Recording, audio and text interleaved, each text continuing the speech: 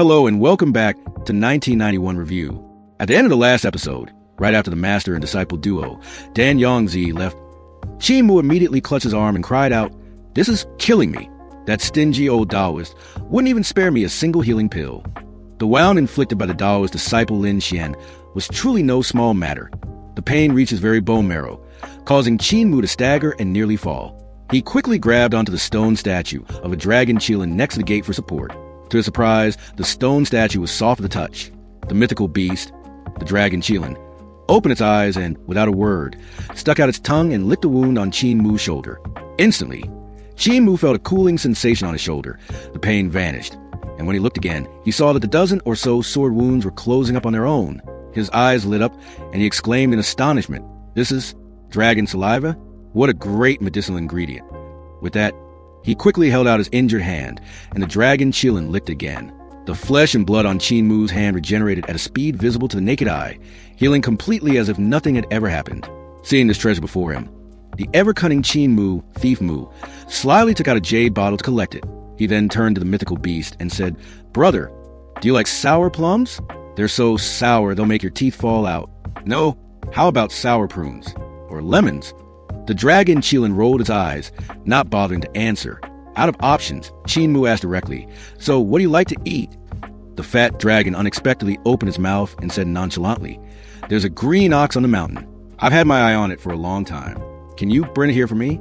Qin Mu slapped his chest and replied, "A righteous brother indeed. Don't worry, I'll bring it right over." Hearing this, the dragon Qilin was overjoyed, its saliva nearly drooling out before it sucked it back in. Seeing this, Qin Mu headed up the mountain, determined to trick his way into a steady supply of dragon saliva. Meanwhile, at the Supreme Learning Academy, everyone breathed a sigh of relief after the Taoist sect retreated. However, a buzz of discussion filled the air. Who was the expert that defeated the Taoist disciple Lin Xian? And why did this person refuse to show their face? While everyone was still debating, trouble was brewing again at the foot of the mountain. The bell of Supreme Learning Academy rang once more, and students passed the news. An old monk and a young monk have arrived and are blocking the main gate. Upon arriving, the young monk from the Great Thunderclap Monastery swept through a series of the Academy's top students. He cultivated the Tathagata Sutra, the Vajra body protection, and a victorious fighting method, possessing unparalleled strength and unpredictable techniques. Shen Wanyun, who had missed a chance to test his skills against the Taoist disciple, was determined to go down the mountain and accept the challenge this time. Although he fought brilliantly and managed to break his opponent's Vajra body protection, he was ultimately defeated. Even so, this feat was enough to catch the attention of the princes and princesses who sought to recruit him. After losing to the Buddhist disciple within 10 moves, Shen Wanyan thought to himself, "I wonder how many moves junior brother Qin could last against this monk." While the entire academy was on edge, Qin Mu and the little fox, Linger, were in the back mountains searching for the green ox.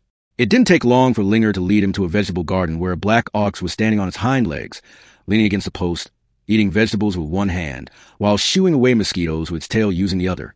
One look, and a chill went down Qin Mu's spine. This ox was twice his height, its entire body rippling with jade-like muscles, its green hide reflecting the light, and it even had dragon scales on its neck. Just then, the green ox noticed someone was spying on it. It turned and roared, "Who dares to spy on me?" As it finished speaking, its massive body charged straight toward Qin Mu, muttering, "This kid has a shifty face. He must be up to no good." Hearing this, Qin Mu forced a friendly smile and said gently, "Brother Ox." Before he could finish, the green ox rushed in and began pummeling him relentlessly, muttering, "Who's your brother?" Seeing things were going badly, Qin Mu shouted, "Linger a run," and then fled for his life, his face already swollen and bruised. As she ran, Linger wondered why her master, who was usually invincible, was now getting thoroughly beaten by a green ox. The moment he left, the green ox immediately went to tattle to its master that a young man and a fox had come to cause trouble. Returning to our thief Mu, the brat from years ago was now beaten to a pulp by an ox. He decided to employ a tactic from pharmacist Grandpa. If you can't win by fighting, use poison. While running, he happened to pass by the Grand Chancellor's thatched cottage. The young ancestor was washing dishes and saw Qin Mu's bruised face but didn't ask, only stating, "There are 2 monks blocking the gate down the mountain." Qin Mu nonchalantly replied, "I know. The Buddhist disciple is very formidable. But Ancestor, is our Supreme Learning Academy really that weak? Why we get challenged at our own doorstep every day?" The Ancestor was boiling with anger. He gave Qin Mu a cold look and said, "I'm not talking about that. I'm asking why everyone else is going to fight the Buddhist disciple while you are running around the back mountain. Hearing this, Qin Mu began to complain. I just fought the Taoist disciple, and I'm heavily injured. Besides, your young cult master just got beaten up by an ox, and you didn't even show up to help. Why should I go out of my way to help the Supreme Learning Academy? The conversation devolved into a humorous bargaining session. Qin Mu absolutely refused to act without a significant benefit. He even suggested that maybe his own Heavenly Saint cult should also come to block the Academy's gate to complete the trio of major sects, which made the ancestor purple with rage. Seeing him angry, Qin Mu confidently declared, I am a hegemon body. Fighting the Buddhist disciple or the Taoist disciple is all the same to me.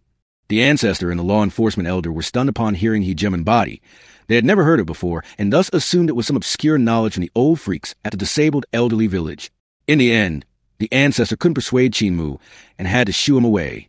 However, after leaving, Qin Mu suddenly returned and asked, Ancestor, can the Emperor come to the Supreme Learning Academy to lecture?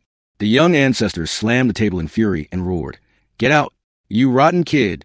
Do you think that without you, the Supreme Learning Academy can't defeat the Buddhist disciple? Once Qin Mu was truly gone, he burst out laughing, admitting that the boy was very interesting. Will the Supreme Learning Academy be able to turn the tables? And what will Qin Mu do next about that domineering green ox? Subscribe to the 1991 Review YouTube channel for more details. For now, goodbye and see you again.